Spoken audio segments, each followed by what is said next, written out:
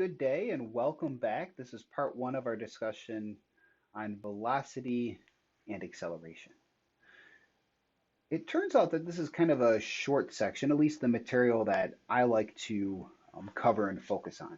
In this first video, we'll focus on kind of these maybe familiar concepts of how you can start with position and go to velocity and acceleration, or even work backwards. And in the next video, we'll see that acceleration is much more interesting to work in when you get outside of just being in one dimension. We will have things called the tangential and normal components of acceleration.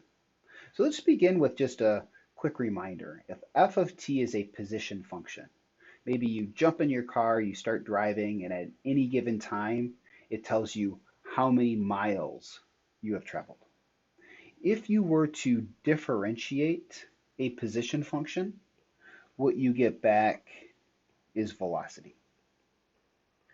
If you were to take the second derivative of position, i.e. the first derivative of velocity, what you get back is acceleration. And note, when you were back in Calc 1 and even Calc 2 and you're talking about things related to velocity and acceleration and position, it's kind of this boring scenario. We're very kind of one-dimensional. We input one variable, we output one variable. So in that scenario, a question you might wonder is, what is the relationship between velocity and speed? Well, it really turns out that they're essentially the same thing when you're in one dimension. What's more interesting is when you have the scenario of motion of a particle and you have a vector valued function representing it. So you're moving in hopefully more than one dimension. And then velocity is still the derivative of position. And acceleration is the derivative of velocity, which is the second derivative of position. And in this case, speed and velocity are not equivalent to each other. It turns out that the magnitude of velocity is the speed of the particle.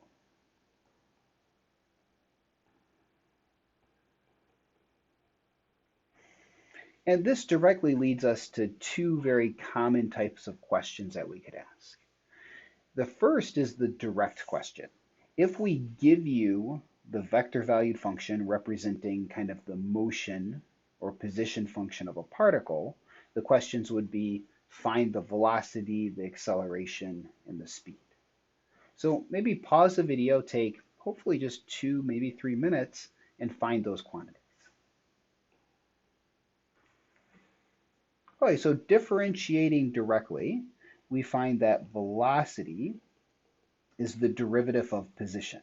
So it's r prime, which would be term by term 2t e to the t. And then using the product rule in the third component, it would be the derivative of the first times the second, plus the first times the derivative of the second.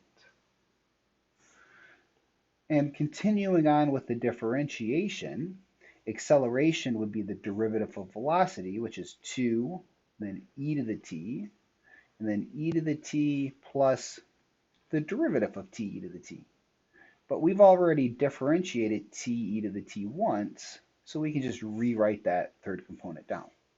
So e to the t, t e to the t. And there are most definitely simplifications. You could write 2e to the t or 2 plus t quantity e to the t, but leaving it in this form is perfectly fine with me. The other quantity we need to find would be the speed. So note speed is the magnitude of velocity, which would be the square root of the sum of the components squared. So underneath this square root, we should have 2t squared plus e to the t squared plus e to the t plus t e to the t squared. And you could leave it exactly in this form. You could take it a step further. I am perfectly okay either way. So 4t squared plus e to the 2t plus e to the 2t times 1 plus t quantity squared. So many ways to write it. This certainly works. So there's the direct question that we've just investigated. Starting off with position, can we find velocity, acceleration, speed? Now, there's also the reverse question that you've probably encountered multiple times in the past. If you know the acceleration of the particle or object and some initial data to go along with it, maybe an initial velocity, initial acceleration, you should be able to work backwards via integration and solving from some of those constants of integration to find the position of the particle. So if you're willing, maybe pause the video, take 3 or 4 minutes, and see if you can start off with acceleration, integrate, work backwards. And assuming that you have done so, let's go ahead and do the work. So velocity is the antiderivative of acceleration. And the antiderivative of acceleration would be the antiderivative of the vector valued function 1, 2, 2t. And remember, we integrate vector valued functions component by component. So t, 2t, t squared, and it's an indefinite integral, so we have plus a constant of integration. And this is where the initial data comes in handy. We want to know the exact position of the particle, not up to adding some arbitrary constant.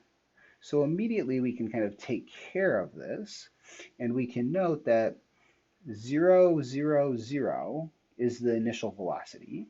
So stated differently, the particle is starting from rest.